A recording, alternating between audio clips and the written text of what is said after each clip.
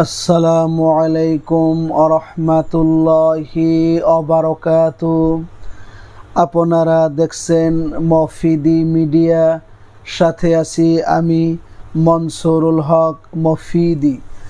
আজ আমরা সরাসরি পবিত্র কোরআন হাদিস রিসার্চ করে গবেষণা করে একটি অত্যন্ত গুরুত্বপূর্ণ বিষয় শিখব এবং জানব।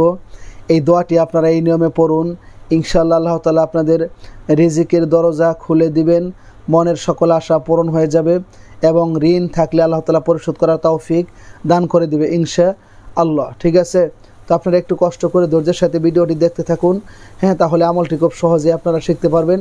যদি ভিডিওটি বুঝতে কোনো সমস্যা হয় অথবা বিশ্বের যে কোনো প্রান্ত থেকে যে কোনো বিষয়ের তদবির করাতে, যে কোনো বিষয়ের কাজ করাতে আপনি ভাই হিসাবে এবং বন্ধু হিসাবে অথবা আপনার যে কোনো আপনজন হিসেবে আপনি আমার সাথে সরাসরি মোবাইল ফোনে কিংবা ইমোতে হোয়াটসঅ্যাপে যুক্ত হয়ে মনের কথাটা আমাকে জানাতে পারেন ইনশাআল্লাহ। এই মফিদি মিডিয়ার প্রত্যেকটা ভিডিওতে সরাসরি আমার মোবাইল নাম্বার দেওয়া আছে। আমি কোনো পিএস দিয়ে কথা বলি না, সরাসরি আমি নিজেই কথা বলি। আপনি যোগাযোগ করে মনের কথাটা আমাকে জানাতে পারেন ইনশাআল্লাহ। ঠিক আছে, তো আসুন। অনেক দিনই ভাই বোনেরা বলেন যে হুজুর আমি তো অভাবগ্রস্ত, আমার রিজিকের অভাব দূর হচ্ছে না। ঠিক আছে, আমার অভাব অনটন দারিদ্রতা লেগেই থাকে। ঠিক আছে, তো আবার অনেকে বলেন যে হুজুর আমার মনের আশা পূরণ হচ্ছে না, মনের মধ্যে আমার যে সকল আশা বাসা বেঁধে আছে সেই আশাগুলি কাঙ্ক্ষিত আশা পূরণ হচ্ছে না। আবার অনেকেই এরকম বলেন যে হুজুর আমার অনেক ঋণ রয়েছি, সেই ঋণ আমি পরিশোধ করতে পারছি না। আসলেই ঋণের বোঝা, ঋণের চাপ, এটা যে আসলে কত কঠিন, এটা যে কত ভয়ঙ্কর, যে আসলে এই সমস্যার মধ্যে পড়েছেন কেবল সেই বুঝতে পারবেন। যে এই সমস্যার মধ্যে পড়েন নাই সে বুঝতে পারবেন না। তবে আমি বলছি আল্লাহ তাআলা যারা ঋণগ্রস্ত রয়েছেন আল্লাহ তাআলা যাতে কুদরতি জিম্মায় গায়বী সাহায্যের মাধ্যমে আল্লাহ তাআলা তাদেরকে যাতে ঋণ পরিশোধ করার তৌফিক দান করে, সকলে বলেন আমিন। ঠিক আছে, তো আপনারা এই আমলটি কিভাবে করবেন? আমলটি হচ্ছে দিন রাতের যে কোনো সময়, ঠিক আছে, অজু করে পবিত্র হবেন। পবিত্র হয়ে আপনি প্রথমে অজু করে সুন্দর করে আপনি এই 2 রাকাত সলাতুল হাজত, 2 রাকাত নফল নামাজ আপনি আদায় করবেন। ঠিক আছে, স্বাভাবিকভাবে স্বাভাবিক নিয়মে আপনি 2 রাকাত সলাতুল হাজত, 2 রাকাত নফল নামাজ আপনি কী করবেন? আদায় করবেন। আদায় করার পর সেখানে বসে কয়েকবার বেজোর সংখ্যায় ইস্তেগফার পড়বেন। আস্তাগফিরুল্লাহ, আস্তাগফিরুল্লাহ, আস্তাগফিরুল্লাহ। এরপর কয়েকবার বেজোর সংখ্যায় আপনি দরুদ শরীফ পাঠ করবেন। ঠিক আছে, দরুদ শরীফ পাঠ করার পর আপনি এই দোয়াটাকে 41 বার করে করবেন, পাঠ করবেন।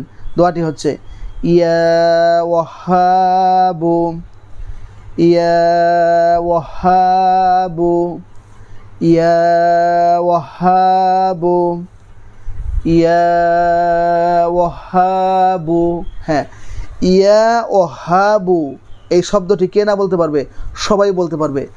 ইয়া ওয়াহাবু এই শব্দটি কিন্তু সবাই বলতে পারবে। ঠিক আছে, ইয়া ওয়াহাবু 41 বার করে পাঠ করে আপনি যে সমস্যার মধ্যে রয়েছেন, যদি রিজিকের সমস্যার মধ্যে থাকেন, অভাব অনটনের মধ্যে থাকেন, বা যদি আপনি ঋণগ্রস্ত থাকেন বা মনের আশা পূরণ হচ্ছে না, সেই কাঙ্ক্ষিত বিষয়গুলো আপনি কী করবেন? মনে মনে খেয়াল করবেন।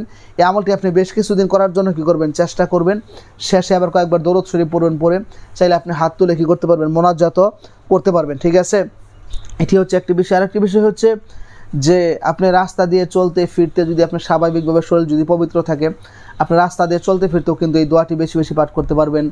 ইয়া ওয়াহাবু, ইয়া ওয়াহাবু, ইয়া ওয়াহাবু। আপনি যত পারেন, আপনি খুব বেশি পরিমাণে এটা চাইলে কী করতে পারেন? পাঠ করতে পারেন। পাঠ করলে ইনশাআল্লাহ দেখবেন আপনার যে এই কাঙ্ক্ষিত সমস্যাগুলো আছে, আল্লাহ পাক রব্বুল আলামিন আপনার সেই কাঙ্ক্ষিত সমস্যাগুলো খুব সহজেই, খুব তাড়াতাড়ি সেই আপনার এই কাঙ্ক্ষিত সমস্যাগুলো আল্লাহ তাআলা কী করে দিবেন? সমাধান করে দিবেন। এটি কিন্তু খুবই পরীক্ষিত একটা বিষয়।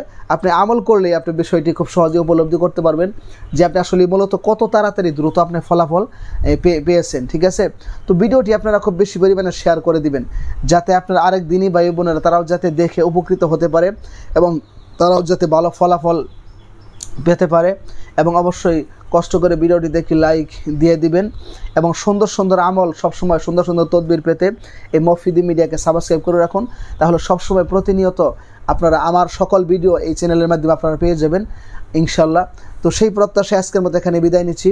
যারা ঋণগ্রস্ত আছেন আল্লাহ তাআলা তাদের ঋণ পরিশোধ করে তৌফিক দান করুক। যারা অভাব অনটনের মধ্যে আছেন আল্লাহ তাআলা তাদের অভাব অনটনকে দূর করে দেখ।